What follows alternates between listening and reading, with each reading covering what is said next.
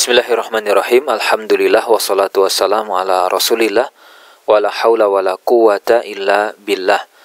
Kembali kita lanjutkan program baca buku fikih muamalah. Kita masih bersama buku fikih perbankan syariah yang ditulis oleh Dr. Yusuf As-Subaili. Kita masuk di halaman 37. Di sini adalah pembahasan tentang macam-macam riba. Riba itu terbagi menjadi dua. Ada yang namanya riba dain. Riba dain ini dia itu terdapat dalam akad utang. Jadi seperti ada orang minjam uang atau terjadi transaksi jual beli secara kredit. Nah, kalau yang riba dain ini dia terbagi menjadi dua biasanya. Yaitu pertama, penambahan utang ketika jatuh tempo. Bentuknya atau prakteknya yaitu seseorang punya kredit ya, punya utang kepada orang lain dalam bentuk pinjaman uang, atau misalkan dia beli barang dengan berjangka tempo, sehingga ketika jatuh tempo pembayaran, si debitur, orang yang ngutang, tidak mampu bayar. Lalu kemudian si kreditur menambah jangka waktu pembayaran dengan syarat utang bertambah.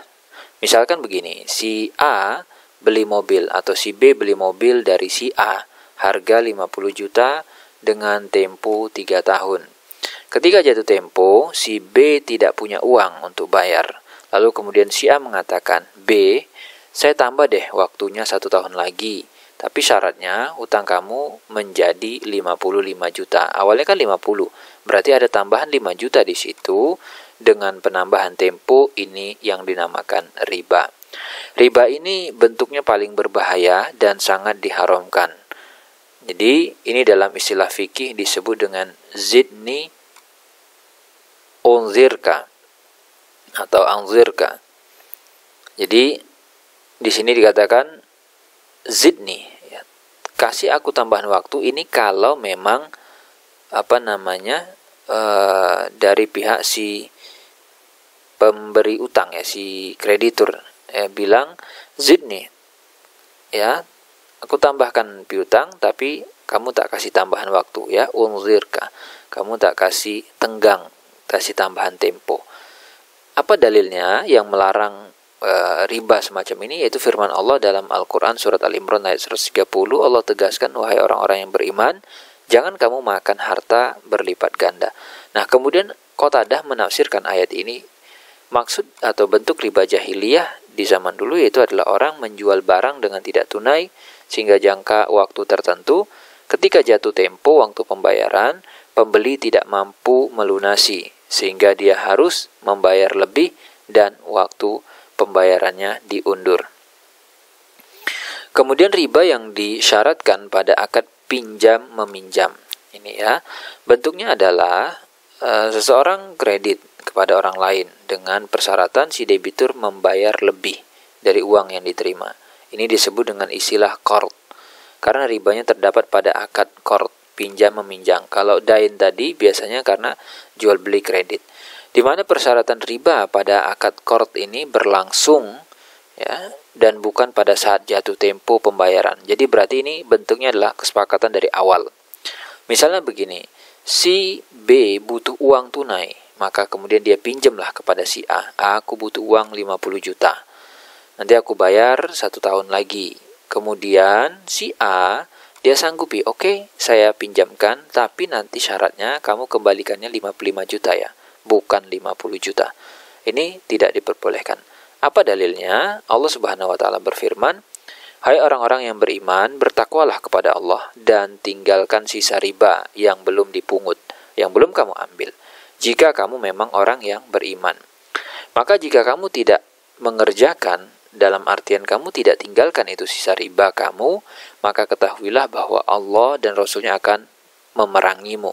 Kalau kamu bertobat dari mengambil riba, maka bagimu pokoknya, jadi hartamu, dan kamu tidak menganiaya dan tidak pula dianiaya.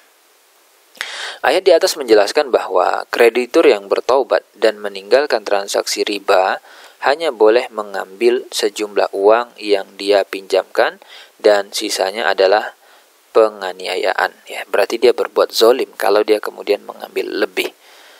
Para ulama sepakat bahwa setiap bunga dari pinjaman yang disyaratkan oleh si kreditur dalam akad piutang, pinjam meminjam, ini termasuk riba. Ya. Kemudian apa hikmahnya? Kenapa riba bentuk dain ini diharamkan? Dia diharamkan karena memang mendatangkan dampak negatif terhadap individu dan terhadap masyarakat. Dampak negatif terhadap individu karena memang kebutaan hati nurani si pelaku. Allah butakan dengan egois, serakah, kikir, dan menjadi budak harta yang kemudian nanti akan berakhir dengan kondisi yang Allah sudah jelaskan tentang nasib pelaku riba.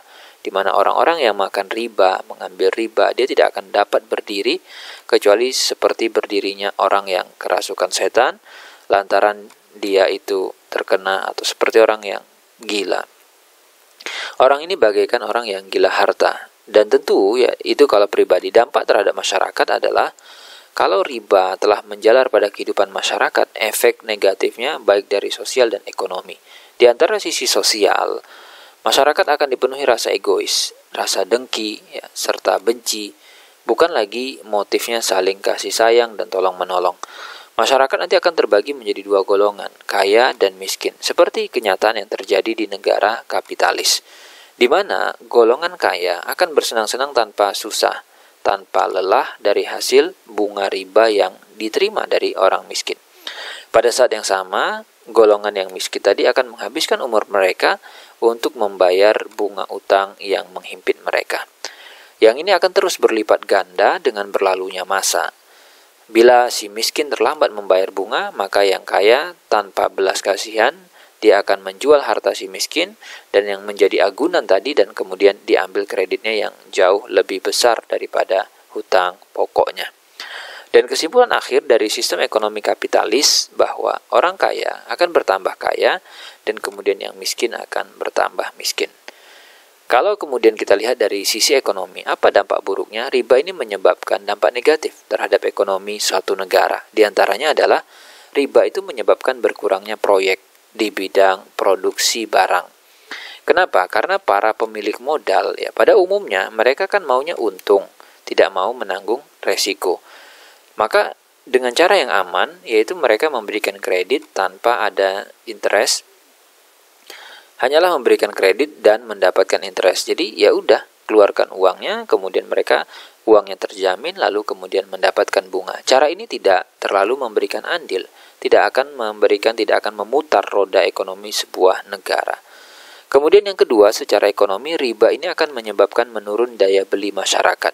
Karena memang secara teori ekonomi dijelaskan bahwa meningkatnya jumlah uang yang beredar itu disebabkan banyaknya kredit yang dikucurkan oleh bank dan para pemilik modal di suatu negara, yang mana ini akan berdampak kepada menurunnya daya beli mata uang di negara tersebut karena jumlah uang yang beredar tidak diikuti dengan banyaknya barang dan jasa yang tersedia. Berbeda dengan profit atau laba yang dibolehkan dalam syariah. Kalau laba itu dihasilkan dari apa? Ada proses, ada uang dan kerja. Makanya banyaknya jumlah yang beredar itu akan diikuti secara real dengan banyaknya jumlah barang dan jasa yang tersedia. Kemudian secara ekonomi, riba itu menyebabkan tingginya harga barang dan jasa karena para pemilik usaha membiayai usaha mereka dengan kredit berbunga. Maka mereka terpaksa menaikkan harga jual barang produksi demi menutupi biaya produksi yang begitu tinggi karena adanya bunga kredit yang mereka harus bayarkan. Baik, itu yang kita bisa baca pada kesempatan ini dan insya Allah nanti kita lanjut di video berikutnya membaca tentang riba baik atau riba jual beli. Tetap semangat dan Anda silakan bagikan video ini kepada teman-teman Anda, kepada yang lainnya. Anda juga boleh bergabung dalam komunitas baca buku setiap hari. Anda bisa temukan teman-teman yang sama visinya, yang sama-sama semangat baca buku, dan kemudian Anda bisa baca buku yang Anda butuhkan sesuai genre yang Anda sukai. Demikian, semoga bermanfaat.